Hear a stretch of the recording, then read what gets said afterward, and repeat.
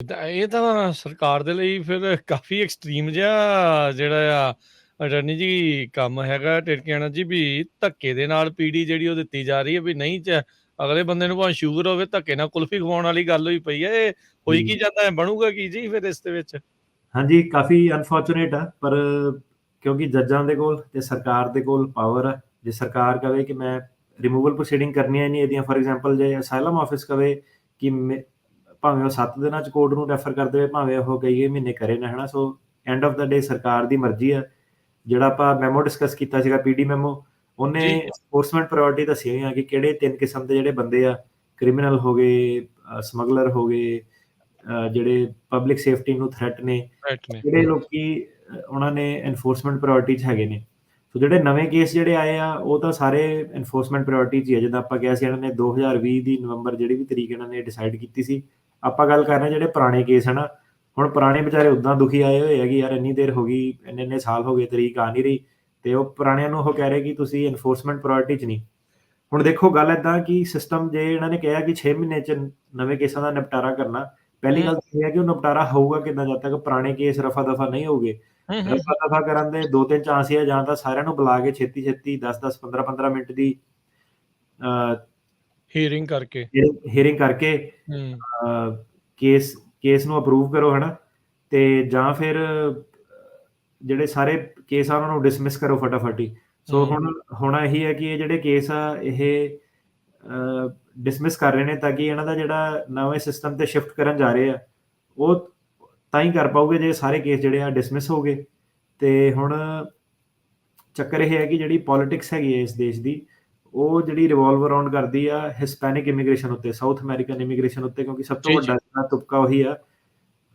ਜਿਹੜੀ ਪੰਜਾਬੀਆਂ ਦੀ ਇਮੀਗ੍ਰੇਸ਼ਨ ਆ ਉਹ ਤਾਂ ਰਿਲੇਟਿਵਲੀ ਮਤਲਬ ਕਾਫੀ ਗਿਣਤੀ 'ਚ ਆ, ਪਰ ਇੰਨਾ ਕੋਈ ਜਿਹੜੀ ਉਹਨਾਂ ਦੀ ਡੈਮੋਗ੍ਰਾਫੀ 'ਚ ਫਰਕ ਪਾਉਂਦੀ ਨਹੀਂ, ਕਿਉਂਕਿ ਜਿਹੜੇ ਪੰਜਾਬੀ ਐਂਡ 'ਚ ਉਹਨਾਂ ਨੇ ਵੋਟ ਰਿਪਬਲਿਕਨ ਹੀ ਕਰਨਾ ਸਾਰਿਆਂ ਨੇ, ਹੈ ਨਾ। ਸੋ ਜਿਹੜੀ ਹਿਸਪੈਨਿਕ ਪੋਪੂਲੇਸ਼ਨ ਹੈਗੀ ਆ ਉਹ ਡੈਮੋਕ੍ਰੈਟਿਕ ਵੋਟ ਕਰਦੀ ਹੈ, ਕਿਉਂਕਿ ਵਟਐਵਰ ਰੀਜ਼ਨ, ਚਲੋ ਉਹਨਾਂ ਦੇ ਵਿੱਚ ਤਾਂ ਮੈਂ ਨਹੀਂ ਜਾਊਂਗਾ ਅੱਜ। ਸੋ ਜਿਹੜੀ ਫਾਈਟ ਇਹਨਾਂ ਦੀ ਹੈਗੀ ਆ ਉਹ ਇਹ ਹੈਗੀ ਆ ਰਿਪਬਲਿਕਨਸ ਦੀ ਕਿ ਹਿਸਪੈਨਿਕ ਇਮੀਗ੍ਰੇਸ਼ਨ ਨੂੰ ਕਿੱਦਾਂ ਕੰਟਰੋਲ ਕਰਨਾ। ਤੇ ਜਿਹੜੇ ਸਾਰੇ ਲਾਜ਼ ਵਗੈਰਾ ਸਾਰਾ ਕੁਝ ਹੈਗਾ ਉਹ ਹਿਸਪੈਨਿਕ ਇਮੀਗ੍ਰੇਸ਼ਨ ਨੂੰ ਲੈ ਕੇ ਡਿਸਾਈਡ ਕੀਤੇ ਜਾਂਦੇ ਆ। ਜਿਹੜੇ ਡੈਮੋਕ੍ਰੇਟਸ ਆ ਉਹ ਇੱਦਾਂ ਸੋਚਦੇ ਕਿ ਹਿਸਪੈਨਿਕ ਇਮੀਗ੍ਰੇਸ਼ਨ ਜਿਹੜੀ ਹੈਗੀ ਇਹਨੂੰ ਫਾਇਦਾ ਕਿੱਦਾਂ ਕਰਨਾ। ਸੋ ਉਹਨਾਂ ਵਾਸਤੇ ਜਿਹੜੇ ਹਿਸਪੈਨਿਕ ਕਲਾਇੰਟ ਆ ਉਹ ਜੈਨੂਇਨਲੀ ਇੱਥੇ ਅਮਰੀਕਾ ਦੇ ਵਿੱਚ ਕਿਉਂ ਆਉਂਦੇ ਆ, 2-3 ਕਾਰਨਾਂ ਕਰਕੇ ਆਉਂਦੇ ਆ ਕਿ ਉੱਥੇ ਗਰੀਬੀ ਬਹੁਤ ਜ਼ਿਆਦਾ, ਉੱਥੇ ਗੈਂਗ ਵਾਇਲੈਂਸ ਵਗੈਰਾ ਬਹੁਤ ਪ੍ਰੋਬਲਮ ਆ, ਤੇ ਉੱਥੇ ਜਿਹੜੀ ਨੈਚੁਰਲ ਹੈਜ਼ਰਡਸ ਵਗੈਰਾ, ਕਦੀ ਹਰੀਕੇਨ ਆ ਗਿਆ, ਕਦੀ ਕੁਛ ਹੋ ਗਿਆ, ਇਹ 3 ਚੀਜ਼ਾਂ ਕਰਕੇ ਲੋਕੀ ਜੈਨੂਇਨਲੀ ਉੱਥੋਂ ਉਹਨਾਂ ਨੂੰ ਖਾਣ ਪੀਣ ਦੀ, ਰੋਟੀ ਦੀ ਪ੍ਰੋਬਲਮ ਆ, ਤੇ ਤਾਂ ਕਰਕੇ ਉਹ ਇੱਥੇ ਆਉਂਦੇ ਨੇ। ਜਦੋਂ ਇੱਥੇ ਆਉਂਦੇ ਨੇ ਉਹਨਾਂ ਨੂੰ ਕਹਿ ਦਿੱਤਾ ਜਾਵੇ ਕਿ ਤੁਹਾਡਾ ਤਾਂ ਕੇਸ ਹੀ ਡਿਸਮਿਸ ਕਰਤਾ ਪਹਿਲੀ ਤਰੀਕ ਤੇ ਹੀ, ਉਹ ਕਹਿੰਦੇ ਸਾਡੇ ਵਕੀਲ ਦੇ ਪੈਸੇ ਬਚ ਗਏ, ਸਾਨੂੰ ਵਾਪਸ ਨਹੀਂ ਇਹਨਾਂ ਨੇ ਭੇਜਣਾ। ਤੇ ਉਹਨਾਂ ਦਾ ਤਾਂ ਦੇਖੋ ਬਾਰਡਰ ਨਾਲ ਹੀ ਲੱਗਦਾ, ਉਹਨਾਂ ਨੂੰ ਕੋਈ ਉਹਨਾਂ ਨੂੰ ਇਹ ਮਾੜੀ ਚੀਜ਼ ਨਹੀਂ ਲੱਗਦੀ, ਉਹਨਾਂ ਨੂੰ ਇਹ ਬਹੁਤ ਵਧੀਆ ਚੀਜ਼ ਲੱਗਦੀ ਹੈ ਕਿ ਪੀਡੀ ਮਿਲ ਗਈ ਹੈ। ਸੋ ਸਰਕਾਰ ਨੂੰ ਇਹ ਲੱਗਦਾ ਕਿ ਇਹਨਾਂ ਦਾ ਫਾਇਦਾ ਕੀਤਾ ਜਾ ਰਿਹਾ ਵਾ। ਹਾਂਜੀ, ਸਰਕਾਰ ਨੂੰ ਲੱਗਦਾ ਇਹਨਾਂ ਦਾ ਫਾਇਦਾ ਕੀਤਾ ਜਾ ਰਿਹਾ, ਪਰ ਜਿਹੜੇ ਆਪਣੇ ਪੰਜਾਬੀ ਕਲਾਇੰਟ ਆ ਉਹ ਪੀਡੀ ਲੈ ਕੇ ਖੁਸ਼ ਨਹੀਂ ਹੈਗੇ। ਉਹ ਕਹਿੰਦੇ ਕਿ ਇੰਨੀ ਦੇਰ ਤੇ ਬੈਠੇ ਆ, ਸਿਰਫ ਸਾਡੇ ਪੈਸੇ ਬਣ ਰਹੇ ਆ, ਵਰਕ ਪਰਮਿਟ ਬਣ ਰਿਹਾ, ਸਾਡੇ ਲਈ ਉਹ ਇਨਫ ਨਹੀਂ ਹੈਗਾ, ਸਾਨੂੰ ਗ੍ਰੀਨ ਕਾਰਡ ਵੀ ਨਾਲ ਚਾਹੀਦਾ। ਤੇ ਯੰਗ ਜਨਰੇਸ਼ਨ ਜਿਹੜੀ ਹੈਗੀ ਕਾਫੀ ਲਾਰਜ ਨੰਬਰ 'ਚ ਆ ਰਹੀ ਆ, ਪਤਾ ਹੀ ਆ ਹੁਣ ਬਾਰਡਰ ਹੈ ਨਾ ਜਿਹੜਾ, ਜੀ ਲੋਕਾਂ ਕੋਲ ਪੈਸੇ ਵੀ ਇੰਡੀਆ 'ਚ ਹੁਣ ਵੱਧ ਗਏ ਆ, ਸੋਸ਼ਲ ਮੀਡੀਆ ਵਗੈਰਾ ਵੀ ਆ ਗਿਆ, ਰੀਚ ਲੋਕਾਂ ਦੀ ਆਮ ਬੰਦੇ ਦੀ ਇੱਕ ਜ਼ਿਆਦਾ ਹੋ ਗਈ ਆ। ਸੋ ਹਰੇਕ ਬੰਦਾ ਹੁਣ ਆਉਣ ਨੂੰ ਕਾਹਲਾ ਇੱਥੇ। ਪਿੰਡਾਂ ਦੇ ਪਿੰਡ ਜਿੱਦਾਂ ਸੁਣਿਆ ਕਿ ਖਾਲੀ ਹੋ ਰਹੇ ਆ, ਤੇ ਉੱਥੇ ਓਬਵੀਅਸਲੀ ਕਈ ਕਾਰਨ ਨੇ ਕਿ ਕਿਉਂ ਮਾਈਗ੍ਰੇਸ਼ਨ ਚੱਲ ਰਹੀ ਹੈ। ਤੇ ਜਿਹੜੀ ਯੰਗ ਜਨਰੇਸ਼ਨ ਆ ਉਹ ਤਾਂ ਕਈ ਵਾਰੀ ਆਉਂਦੀ ਹੀ ਹੈ ਕਿ ਭਾਜੀ ਮੈਂ ਨਾ ਵੇਟ ਨਹੀਂ ਕਰਨੀ, ਤੇ ਜਿੱਦਾਂ ਬਾਕੀ ਜਣੇ ਵੇਟ ਕਰਦੇ ਆ, ਮੇਰਾ ਕੁਛ ਕਰੋ ਤੁਸੀਂ, ਮੈਂ ਤਾਂ ਸਾਲ ਕੇ 2 ਸਾਲ 'ਚ ਮੈਨੂੰ ਗ੍ਰੀਨ ਕਾਰਡ ਚਾਹੀਦਾ ਵਾ। ਤਾਂ ਮੈਂ ਕਿਹਾ ਯਾਰ ਜਿਹੜੇ ਵੇਟ ਤਾਂ ਬਾਕੀਆਂ ਨੇ ਵੀ ਨਹੀਂ ਕਰਨੀ, ਉਹਨਾਂ ਦੀ ਵੀ ਮਜਬੂਰੀ ਆ, ਉਹਨਾਂ ਨੂੰ ਵੀ ਵੇਟ ਕਰਨੀ ਪੈ ਰਹੀ ਹੈ, ਤੇ ਤੈਨੂੰ ਵੀ ਵੇਟ ਜਿਹੜੀ ਕਰਨੀ ਪੈ ਜਾਣੀ ਹੈ, ਹਨਾ। ਸੋ ਉਹਦੇ ਵਿੱਚ ਨਹੀਂ ਕੁਛ ਤੁਸੀਂ ਕਰ ਸਕਦੇ। ਸੋ ਇਹ ਜੇ ਉਹਨਾਂ ਨੇ ਕਿਹਾ ਕਿ ਤੁਹਾਡਾ ਕੇਸ ਜੇ ਡਿਸਮਿਸ ਕਰਨਾ, ਫਿਰ ਤੁਹਾਡਾ ਕੇਸ ਡਿਸਮਿਸ ਹੀ ਹੋਊਗਾ। ਜੀ ਸੋ ਅਟਰਨੀ ਟਿਰਕਿਆਣਾ ਜੀ, ਜਿੱਦਾਂ ਹੁਣ ਤੁਸੀਂ ਦੱਸਿਆ ਵੀ ਧੱਕੇ ਦੇ ਨਾਲ ਪੀਡੀ ਜਿਹੜੀ ਉਹ ਦਿੱਤੀ ਜਾ ਰਹੀ ਆ, ਇਸ ਮਾਮਲੇ ਦੇ ਵਿੱਚ ਜਿਹੜਾ ਉੱਥੇ ਕਲਾਇੰਟ ਆ, ਜਿੱਦਾਂ ਕਿਹਾ ਵੀ ਵਕੀਲ ਦੇ ਨਾਲ ਗੱਲ ਕਰੇ, ਪਰ ਉਹਦੇ ਤੇ ਕਈ ਤਰੀਕੇ ਦਾ ਦਬਾਅ ਵੀ ਹੁੰਦਾ ਆ। ਇੱਕ ਵਾਰੀ ਬੰਦਾ ਸੋਚਣ ਲੱਗਦਾ ਚੱਲ ਯਾਰ ਐਟਲੀਸਟ ਰਹਿ ਕੇ ਕੰਮ ਕਰਨ ਦਾ ਆ, ਮੌਕਾ ਜਿਹੜਾ ਉਹ ਮਿਲ ਜੂਗਾ। ਅਜਿਹੇ ਦਬਾਅ ਦੇ ਵਿੱਚ ਉਹ ਕਿੱਦਾਂ ਠੰਡੇ ਦਿਮਾਗ ਦੇ ਨਾਲ ਸੋਚੇ ਵੀ ਮੈਨੂੰ ਪੀਡੀ ਲੈਣੀ ਚਾਹੀਦੀ ਆ ਜਾਂ ਨਹੀਂ ਲੈਣੀ ਚਾਹੀਦੀ। ਦਬਾਅ ਬਹੁਤ ਜ਼ਿਆਦਾ ਹੁੰਦਾ ਆ ਇਹੋ ਜਿਹੇ ਮੌਕਿਆਂ ਦੇ ਪਿੱਛੋਂ, ਪਰਿਵਾਰ ਦਾ ਵੀ, ਹੋਰ ਕਈ ਤਰੀਕੇ ਦਾ, ਆਰਥਿਕਤਾ, ਫਾਈਨੈਂਸ਼ੀਅਲ ਬਹੁਤ ਜ਼ਿਆਦਾ ਉੱਤੇ ਸਟ੍ਰੈਸ ਹੁੰਦਾ ਹੈ। ਸੋ ਹਾਂਜੀ, ਬਿਲਕੁਲ। ਸੋ ਪਹਿਲੀ ਗੱਲ ਤਾਂ ਇਹ ਹੈ ਕਿ ਮਤਲਬ ਆਪਾਂ ਹੁਣ ਗੱਲ ਕਰ ਰਹੇ ਹਾਂ ਕਿ ਕਿਹੜੇ ਬੰਦਿਆਂ ਨੂੰ ਪੀਡੀ ਲੈਣੀ ਚਾਹੀਦੀ ਹੈ, ਕਿਹੜੇ ਬੰਦਿਆਂ ਨੂੰ ਨਹੀਂ ਪੀਡੀ ਲੈਣੀ ਚਾਹੀਦੀ, ਹੈ ਨਾ। ਤੇ ਪੀਡੀ ਇਹ ਹੈ ਕਿ ਪੀਡੀ ਪਹਿਲਾਂ ਤਾਂ ਪ੍ਰੋਸੀਕਿਊਟੋਰੀਅਲ ਡਿਸਕ੍ਰੈਸ਼ਨ ਹੈ, ਮਤਲਬ ਕਿ ਪ੍ਰੋਸੀਕਿਊਟਰ ਜਿਹੜੀ ਸਰਕਾਰ ਆ ਉਹਨੂੰ ਪਾਵਰ ਦਿੱਤੀ ਹੈ ਕਿ ਤੁਸੀਂ ਆਪਣੀ ਮਰਜ਼ੀ ਯੂਜ਼ ਕਰੋ ਤਾਂ ਕਿ ਕੇਸਾਂ ਦਾ ਨਿਪਟਾਰਾ ਛੇਤੀ ਹੋਵੇ। ਇਹ ਸਰਕਾਰ ਨੇ ਆਪਣੇ ਲਈ ਟੂਲ ਬਣਾਇਆ, ਇਹ ਲੋਕਾਂ ਲਈ ਟੂਲ ਨਹੀਂ ਬਣਾਇਆ। ਸੋ ਪਹਿਲਾਂ ਕੀ ਹੁੰਦਾ ਸੀਗਾ ਕਿ ਕੇਸ ਐਡਮਿਨ ਕਲੋਜ਼ ਕੀਤੇ ਜਾਂਦੇ ਸੀਗੇ। ਜਿਹੜੇ ਪੁਰਾਣੇ ਲੋਕੀ ਸਿਸਟਮ ਦੇ ਵਿੱਚ ਆਲਰੇਡੀ ਚੱਲ ਰਹੇ ਉਹਨਾਂ ਨੂੰ ਪਤਾ ਕਿ ਕੇਸ ਐਡਮਿਨ ਕਲੋਜ਼ ਹੋ ਜਾਂਦਾ ਸੀਗਾ, ਡਿਸਮਿਸ ਨਹੀਂ ਹੁੰਦਾ ਸੀਗਾ। ਮਤਲਬ ਕਿ ਜੱਜ ਕਹਿੰਦਾ ਸੀਗਾ ਠੀਕ ਆ, ਤੇਰਾ ਵਿਆਹ ਵਾਲਾ ਕੇਸ ਆ, ਫੈਮਿਲੀ ਵਾਲਾ ਕੇਸ ਆ, ਤੂੰ ਜਾ ਕੇ ਉਹ ਨਿਪਟਾ ਕੇ ਆ, ਤੇ ਜਦੋਂ ਤੇਰਾ ਵਿਆਹ ਵਾਲਾ ਕੇਸ ਅਪਰੂਵ ਹੋ ਜਾਊਗਾ ਤੂੰ ਵਾਪਸ ਆਈ, ਤੇਰਾ ਕੇਸ ਟਰਮੀਨੇਟ ਕਰ ਦਿੱਤਾ ਜਾਊਗਾ। ਸੋ ਹੁਣ ਪੀਡੀ ਮੈਮੋ ਤੋਂ ਬਾਅਦ ਇਹਨੇ ਕੀ ਕੀਤਾ ਕਿ ਐਡਮਿਨ ਕਲੋਜ਼ਰ, ਇਹ ਕਹਿੰਦੇ ਐਡਮਿਨ ਕਲੋਜ਼ਰ ਨਹੀਂ ਫੇਵਰ ਨਹੀਂ ਕਰਨ ਦੇ, ਉਹ ਕਹਿੰਦੇ ਕਿ ਸਿੱਧੇ ਡਿਸਮਿਸ ਹੀ ਕਰੋ। ਐਡਮਿਨ ਕਲੋਜ਼ਰ ਦਾ ਮਤਲਬ ਹੈ ਕਿ ਫਿਰ ਇਹਨਾਂ ਨੇ ਵਾਪਸ ਆਉਣਾ, ਫਿਰ ਕੋਰਟ ਕੋਲ ਹੈਲਪ ਮੰਗਣੀ ਆ, ਤੇ ਇਹ 'ਚ ਕੋਰਟ ਦਾ ਕੋਈ ਫਾਇਦਾ ਨਹੀਂ ਹੁੰਦਾ। ਉਹ ਕਹਿੰਦੇ ਕਿ ਸਿੱਧੇ ਜਿਹੜਾ ਕੇਸ ਆ ਉਹਨੂੰ ਡਿਸਮਿਸ ਕਰੋ ਤੁਸੀਂ।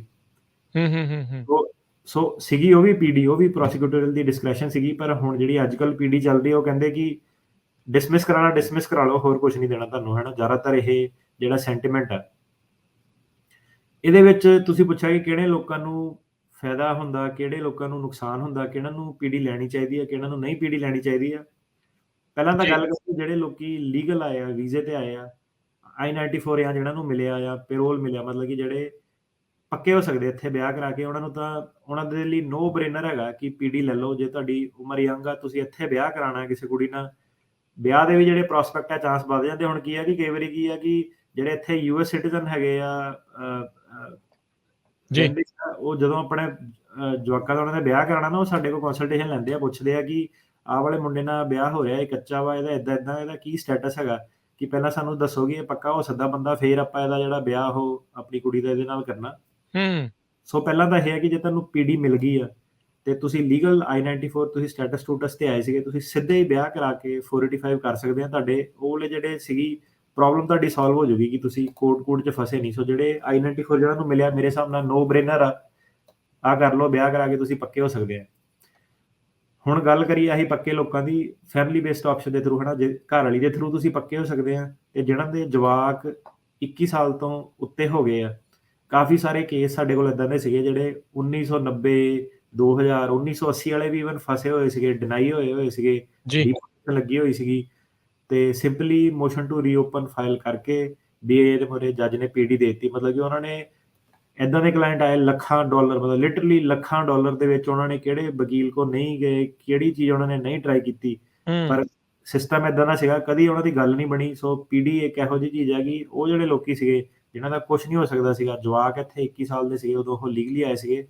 ਤੁਸੀਂ ਆਹ ਦੇਖੋ ਕਿ ਪੀਡੀ ਦੀ ਇੰਨੀ ਪਾਵਰ ਹੈਗੀ, ਉਹ ਲੋਕੀ ਹੁਣ ਸਿੱਧੇ ਆਪਣਾ ਜਿਹੜਾ ਕੇਸ ਸੀਗਾ ਡਿਸਮਿਸ ਕਰਾ ਕੇ ਤੇ ਸਿੱਧੇ ਉਹਨਾਂ ਨੇ ਜਿਹੜੇ ਆਪਣੇ ਗ੍ਰੀਨ ਕਾਰਡ ਜਿਹੜੇ ਉਹ ਫਾਈਲ ਕਰ ਸਕਦੇ ਆ। ਇਹ ਆਪਸ਼ਨ ਕਦੀ ਐਗਜ਼ਿਸਟ ਨਹੀਂ ਕਰਦੀ ਸੀ। ਇਹ ਮਤਲਬ ਮੈਂ ਗੱਲ ਕਰ ਰਿਹਾ ਕਿ ਮੈਂ ਤਾਂ ਆਪ 1984 'ਚ, ਮਤਲਬ ਮੇਰੇ ਤੋਂ ਪਹਿਲਾਂ ਵੀ ਜਿਹੜੇ ਲੋਕਾਂ ਨੂੰ ਡੀਪੋਰਟੇਸ਼ਨ ਲੱਗੀ ਸੀ, ਜਾਂ ਮੈਂ ਤਾਂ ਲਾਅ ਸਕੂਲ ਵੀ 2000 ਆਪਣੇ 7-8 'ਚ ਗ੍ਰੈਜੂਏਟ ਕੀਤਾ ਇੱਥੋਂ ਦੀ।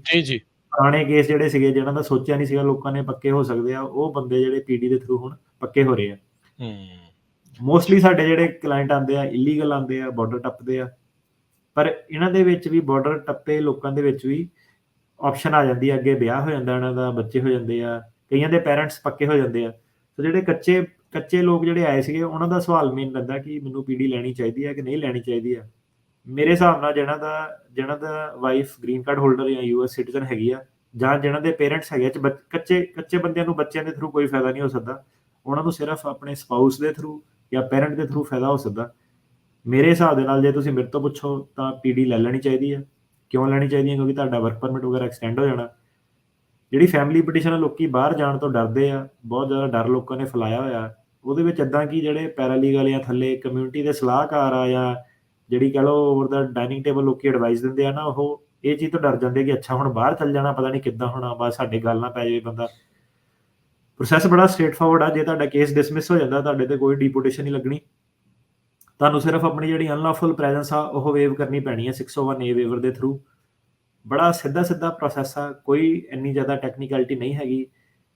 ਤੁਹਾਡੀ ਜੇ ਵਾਈਫ ਜਾਂ ਤੁਹਾਡਾ ਸਪਾਊਸ ਜਾਂ ਤੁਹਾਡੇ ਪੈਰੈਂਟਸ ਜੇ ਇੱਥੇ ਹੈਗੇ ਨੇ ਗ੍ਰੀਨ ਕਾਰਡ ਹੋਲਡਰ ਜਾਂ ਸਿਟੀਜ਼ਨ, ਤੁਹਾਨੂੰ ਉਹ ਵੇਵਰ ਤਕਰੀਬਨ ਮੋਸਟ ਸਰਕਮਸਟੈਂਸਿਸ 'ਚ ਮਿਲ ਜਾਣਾ। ਜਦੋਂ ਵੇਵਰ ਮਿਲਿਆ ਉਦੋਂ ਤੁਸੀਂ ਉਸ ਤੋਂ ਬਾਅਦ ਹੀ ਤੁਸੀਂ ਅਮਰੀਕਾ ਛੱਡਣਾ।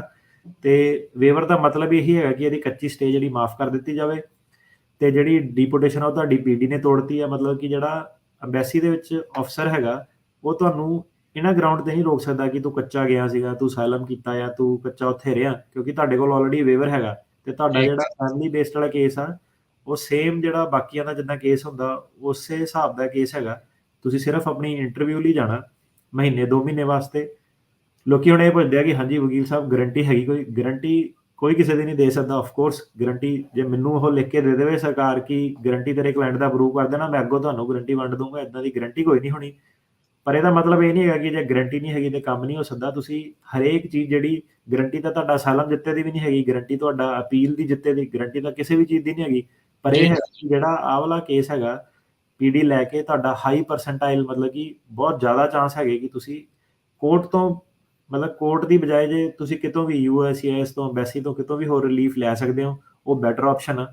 ਕਿਉਂਕਿ ਜਿਹੜੇ ਲੋਕੀ ਗਏ ਹੋਏ ਆ, ਜੇ ਤੁਸੀਂ ਦਫ਼ਤਰ ਦਾ ਤੁਹਾਨੂੰ ਇੱਕ ਦਿਨ ਦਾ ਜੇ ਲਾਈਵ ਸਿਨੈਰੀਓ ਦੱਸਾਂ ਨਾ, ਕਿ ਜੇ ਦਿਨ 'ਚ 10 ਬੰਦੇ ਕਾਲ ਕਰਦੇ ਆ, ਉਹ 'ਚੋਂ ਦੀ ਹਾਫ ਬੰਦੇ ਇਹ ਕਹਿੰਦੇ ਕਿ ਭਾਜੀ ਮੇਰਾ ਸਾਰਾ ਕੁਛ ਵਧੀਆ ਸੀਗਾ, ਮੇਰੇ ਬਿਆਨ ਵਧੀਆ ਸੀਗੇ, ਸਾਰਾ ਕੁਛ ਸਹੀ ਸੀਗਾ, ਪਤਾ ਨਹੀਂ ਜੱਜ ਨੇ ਕਿਉਂ ਮੇਰੇ ਨਾਲ ਏਦਾਂ ਕਰਤਾ ਹੈ ਨਾ, ਕਿ ਸਰਕਾਰੀ ਵਕੀਲ ਏਦਾਂ ਸੀਗਾ।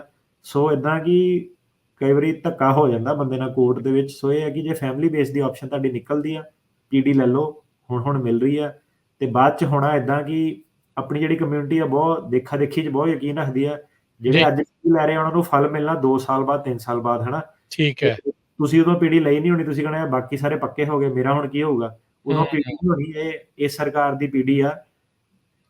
ਜਿਹੜੇ ਬੰਦੇ ਨੇ ਫੈਸਲਾ ਕੀਤਾ ਉਹਨੂੰ ਹੀ ਫਲ ਮਿਲਣਾ। ਸੋ ਇਹ ਹੈ ਕਿ ਇਹ ਬੜੀ ਵਾਰੀ ਹੁਣ ਰੇਡੀਓ ਤੇ ਕਿਹਾ ਗਿਆ, ਇਹਦੇ ਬਾਰੇ ਪੀਡੀ ਬਾਰੇ ਹੋਰ ਡਿਸਕਸ਼ਨ ਨਹੀਂ ਹੋਗੀ। ਤੁਸੀਂ ਮਨ ਬਣਾਓ ਆਪਣਾ, ਕਿਉਂਕਿ ਪੀਡੀ ਦੀ ਜਿਹੜੀ ਟਾਈਮਲਾਈਨ ਸੀ ਜਦੋਂ ਸ਼ੁਰੂ ਕੀਤਾ ਸੀਗਾ ਪਹਿਲਾਂ ਹਫ਼ਤੇ 'ਚ ਮਿਲਦੀ ਸੀਗੀ, ਹੁਣ ਉਹੀ ਕਰਾ ਕੇ ਜਿਹੜਾ ਪੀਡੀ ਦਾ ਵੀ ਟਾਈਮਲਾਈਨ ਦੇਖ ਲਓ ਮਹੀਨਿਆਂ 'ਚ ਚੱਲ ਗਿਆ, ਕਿਉਂਕਿ ਉਹਨਾਂ ਕੋਲ ਪੀਡੀ ਦੀ ਰਿਕੁਐਸਟ ਬਹੁਤ ਜ਼ਿਆਦਾ ਆ ਗਈ। ਇੰਨੀਆਂ ਜ਼ਿਆਦਾ ਆ ਗਈਆਂ।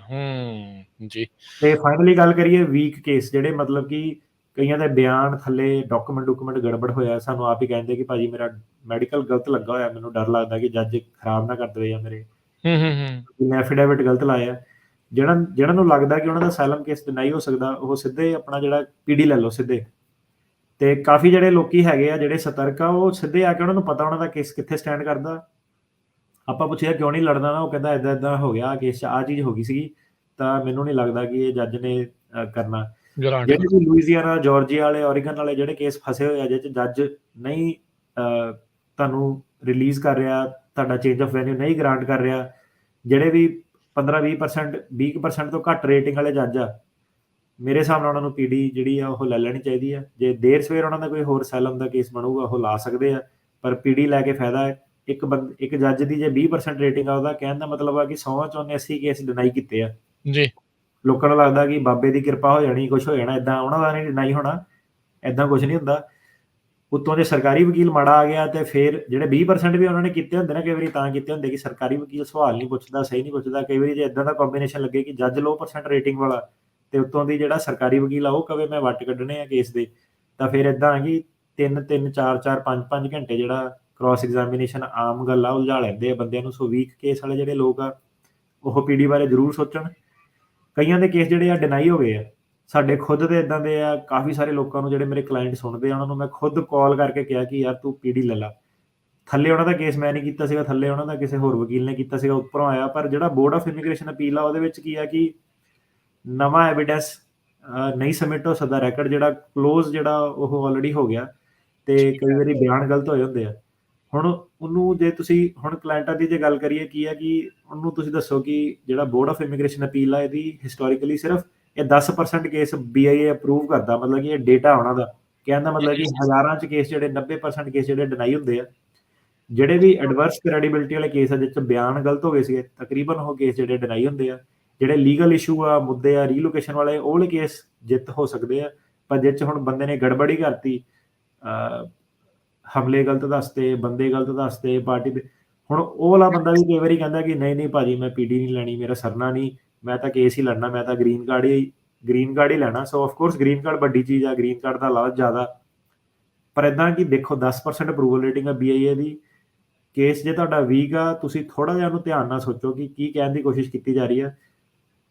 PD ਜੇ ਬੰਦੇ ਤੇ ਡੀਪੋਰਟੇਸ਼ਨ ਲੱਗ ਜਾਵੇ, PD ਉਹਨਾਂ ਨਾਲੋਂ ਵਧੀਆ ਚੀਜ਼ ਆ, ਘੱਟੋ ਘੱਟ ਤੁਸੀਂ ਰਹਿ ਸਕਦੇ ਆ, ਕੰਮ ਕਰ ਸਕਦੇ ਆ, ਵਰਕ ਪਰਮਿਟ ਮਿਲ ਜਾਣਾ। ਸੋ ਉਹ ਵਾਲੇ ਲੋਕੀ ਜਿਹੜੇ ਬਿਲਕੁਲ ਸੋਚ ਕੇ ਦੇਖਣ ਕਿ ਜਿਹਨਾਂ ਦੇ ਬਿਆਨ ਗੜਬੜ ਹੋਏ, ਉਹਨਾਂ ਨੂੰ PD ਮੇਰੇ ਹਿਸਾਬ ਨਾਲ 100% ਲੈਣੀ ਚਾਹੀਦੀ ਹੈ।